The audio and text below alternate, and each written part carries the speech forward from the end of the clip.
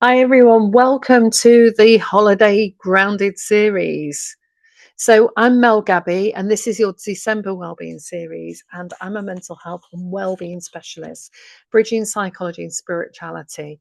And I share with you some of the knowledge, skills, wisdom from all these different facets of ideas that exist in psychology and spirituality to you that you can use that sound quite simple at times to help you not only just navigate December, but manage holiday stress and move from survival to thriving. Because all of these things that I'm teaching are things that you can apply in life in general. It's just that I've done it around the holiday series, centering around December, because that's where anything that we're carrying, any past issues, stories, issues with family, can all start to magnify. So we need to have a plan, a toolkit, a survival kit, but we need a game plan. Okay. And hopefully you've been listening to every video and realize that I talk about this game plan in pretty much every video, and having a game plan for your life, a game plan for coping with the different people that have navigated in and out your life, and understanding the characters that they are and who you are, and getting to know yourself even better, but also capitalizing some of the tools that we've got over that come from neuroscience and healing, and it's got lots of research behind it to back up that it can help. So, what are we looking at the moment? So, we're going to look at how to deal with holiday travel stress. So, I certainly know that when, excuse me, when my kids were small, my mum was around and I would be traveling up from near London in the car to go up and spend time up there. So that meant packing everything you needed. If you've got a baby, you're packing a lot of stuff, as you know, a pushchair and bottles and nappies and bags and baby clothes and many more clothes and our clothes and presents. And I had a friend who recently was going abroad for Christmas, and she's taking presents over there. So she doesn't just need a suitcase for staying somewhere for 2 weeks. She's got all the presents in the bag. So it isn't just about the normal way that we travel. This is about all those additional things we have to counter in this period of time. And we may experience it other times of the year, but like I said, it can manifest and escalate and magnify into something much bigger. So, travel, yes, can be one of the biggest stresses of the season, especially if we've got weather issues, delays, traffic, crowds, kids, and logistics. But with some simple tools, we can help you stay grounded. So, the mantra is I'm going to stay grounded, I'm going to stay peaceful.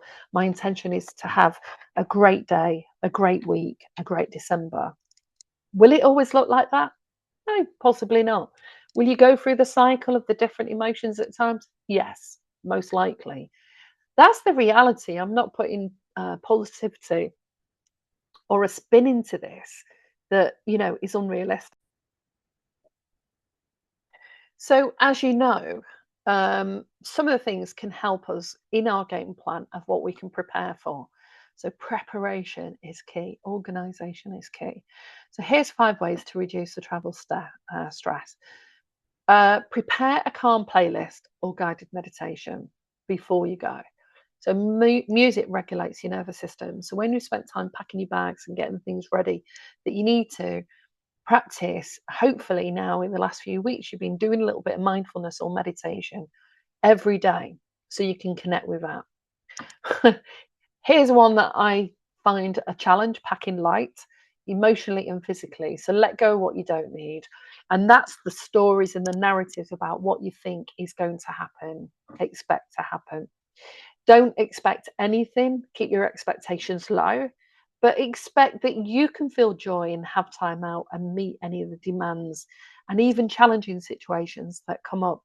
As long as you continue to drink water, have good sleep, practice mindfulness, breathe, take pause, time out, notice what you're feeling with different people, and having a game plan, you'll feel more in control.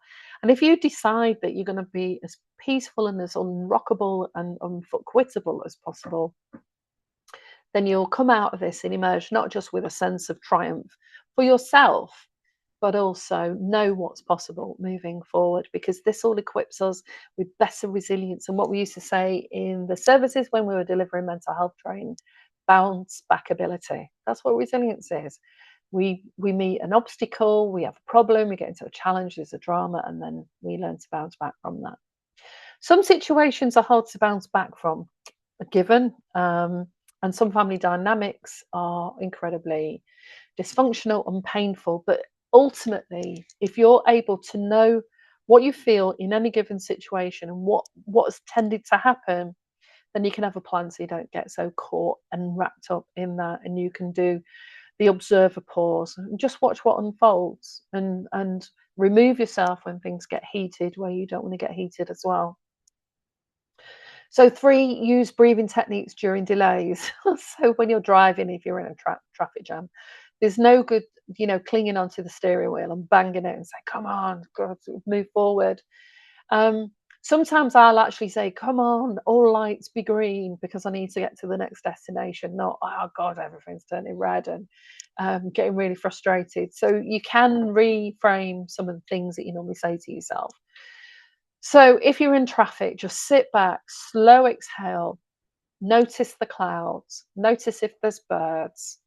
If the traffic's moving slowly, don't get so mindful that you forget where you are, but just a slow exhale as an instant calming signal. Your body's getting a message of, can't rush it. And sometimes there's a reason we've been delayed. Sometimes things happen in that time window that we didn't need to be a part of. It wasn't our experience. So just breathe in, pause, and breathe out, and do that. And just focus gently on what is going on around you, but don't get hooked into it.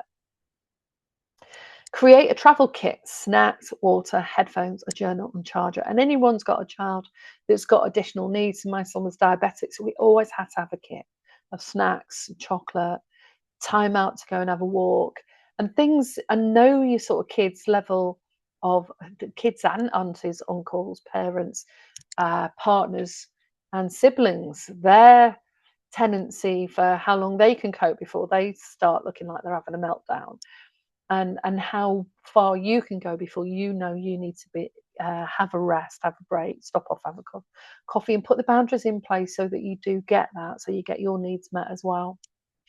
And then number 5, lower expectations. Travel rarely goes perfectly. Aim for calm, not control. My whole Scottish trip was an everyday event, an experience of what can go wrong and what goes right. Like I said, none of it was planned, but I've such fond memories of all of that that's happened. And somebody said, if things don't go wrong, you haven't really got a story to tell, so nothing's going to go perfect. But we can put measures in place so that we stay safe and that things go as well as expected, and that you've got the car or van stocked up, you've got your passports, you check your bags, that planning and prep and organisation goes a long way. But again, we're not looking for perfectionism, but we're looking for all of the key things to work as smoothly as possible. So comment below, what's your biggest travel stress this year? And if you want to get in contact, there's a link below where you can book a session and we can have a chat about if you want to create a plan that works for you moving forward.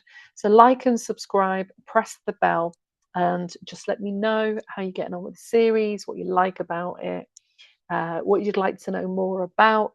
And I look forward to speaking to you at some point, but thank you for listening.